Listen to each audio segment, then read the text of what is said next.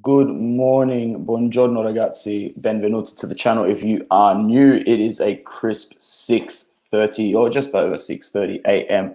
here in Sydney, and thought I have not reacted to this Italy-Wales game. Didn't really get to put a preview out properly as well. However, we did talk about the fixture a lot in the Switzerland recap. So if you just want to go and watch that, you can feel free. It's going to be nice and quick. Just thought I'd get the message out before I head off to work. And I've gone live only because I won't have time to cut, chop, edit videos and put them back up.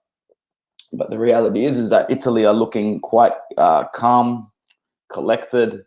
9 points out of 9 is absolutely brilliant. And I guess the cherry on top of that is that you go through to the next round with 7 goals scored and not a single goal conceded. Not a single goal conceded. And that's huge. In my opinion, that's huge, because that really keeps that mentality going into the round of 16. That whole, we don't even have room for one little bit of error. There is no margin for error. And I think that's a fantastic mentality for this team to have. This perfect youth of mix and experience. And Mancini today rotated the squad very, very efficiently. It was just really, really nice to see. It was really, really nice to see. We finished top of the group easily. Full shout out to Wales, who had to play that match, for the last 35 minutes with a man down. It wouldn't have been easy, and because of that, they're gonna go through to the next round. And now Switzerland need to wait and see whether or not they're one of the better third place teams that will go through. So basically from the start, it was pretty aggressive. Marco Verratti sent Gareth Bale flying at some point. I remember that in the first 10 minutes of the match. Switzerland took the lead early in their match against Turkey. I think it was around about the 8th or 9th minute. They took the lead there. So I guess you could say this was never going to be an easy game for Italy, because even though we're qualified, this is a Wales team that was very opportunistic and knew that they had an opportunity to qualify for the next round today as well, which is why they were always going to make it difficult, which is why it is even more impressive that Italy were able to get the 3 points today. And I wonder how many pundits will come out and say that we haven't had to do it against a big opponent, or that we haven't had to do it against a worthy opponent. Because I can tell you right now, man, there's a lot of sides in this tournament that don't look half as collected as this Italian side does. Man for man, pace for pace, ability for ability on paper. I think Italy started the tournament, and even our own Italian fan base was like, okay, on paper it looks good, but maybe we just overrate our players. I actually think that's incorrect. I think that our Italian players deserve all the recognition that they deserve. And this is a category or a conversation for another time, but Serie A players in general who are absolutely ripping the Euro 2020 a new asshole deserve a lot of credit as well. Once Italy started to take control of the midfield in this match, it was pretty much, you could tell that Italy was still very keen on finding the back of the net. It was really good to see Bastoni start and get involved. He found Belotti in one of his trademark long passes that we're so used to seeing him push forward for Romelu Lukaku for Inter. Emerson wasn't too bad as well. Emerson Palmieri, who slotted in at left back for Spinazzola, who got a rightful rest. And it was just really good to see these players get minutes. It was really good to see these players get minutes, because now we know that they're all match fit. And yeah, that's all that matters at the end of the day. So Italy, 9 points out of 9, no complaints. 3 games played, won 3, drawn 0, lost 0, 7 goals scored, 0 goals scored against. There's 3 people in here right now. It was very, very sporadic, so I'm just going to wrap it up nice and quick, and whoever wants to watch it back later can. Switzerland went up 2-0 against Turkey in the space of 25 minutes, which would have really sent shockwaves around Wales. So I still think they did very, very well, especially after going down to 10 men. And it was Ethan Ampadu,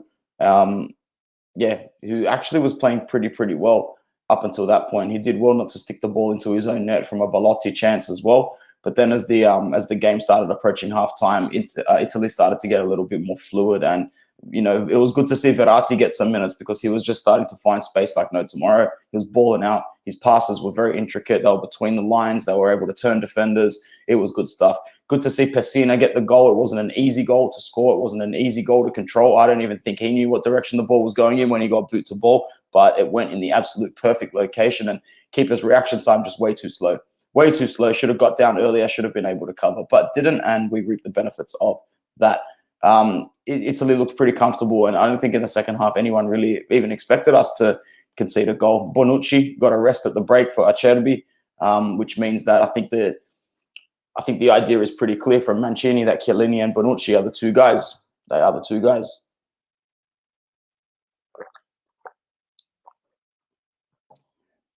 But we have other guys. We have other guys as well. Bernardeschi hit the post in the 52nd minute as well, and then when the red card came on, it was game, set, match from there. I was surprised that we didn't really get the ball into the back of the net another time, but full credit to Wales. They stuck to their guns, because in this particular tournament and the weird structure and format that's set up, you need to keep playing until the last kick, because you might be able to go through on goal difference. You might be able to go through as a third place side that doesn't have as much of a negative goal difference as well. So there's still all to play for in that sense there. Still very much so.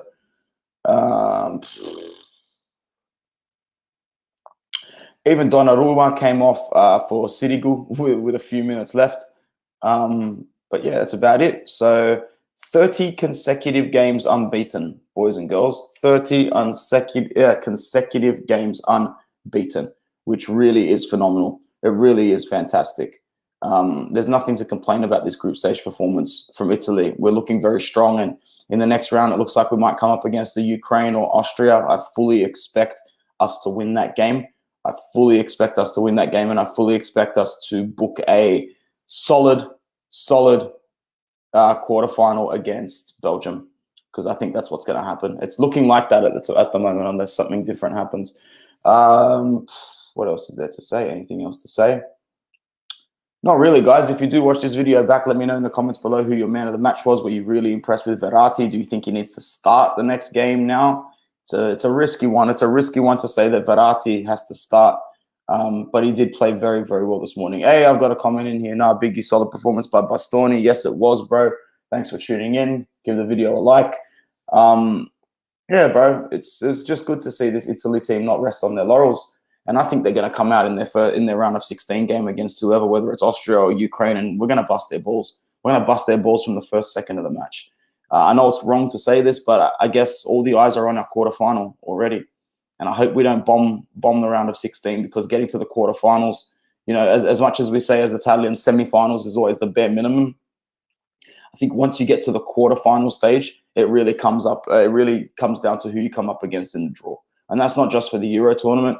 That comes down to every knockout tournament, whether it's World Cup, FA Cup, Coppa Italia, Champions League, whatever it is. If you can get yourself to the quarterfinals, you don't whinge and you don't complain about who you draw, because you're only, 3 competitive games away from the final. What do you expect to get to the final and play fucking San Marino? Doesn't work like that, G. All right, you want to be the best, you beat the best. We know this. We've always known this. So Italy's just going to have to go out there, beat Ukraine, beat Austria, whoever it is in the round of 16, put that game to bed, and then go hell for leather in that quarterfinal match, albeit if it is against Belgium.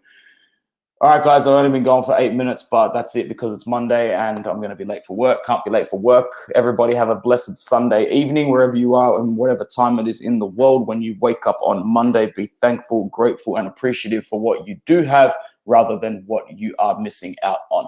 From all of us here at Inter Worldwide, Forza Italia through to the round of 16 with 9 points from 9. Ciao.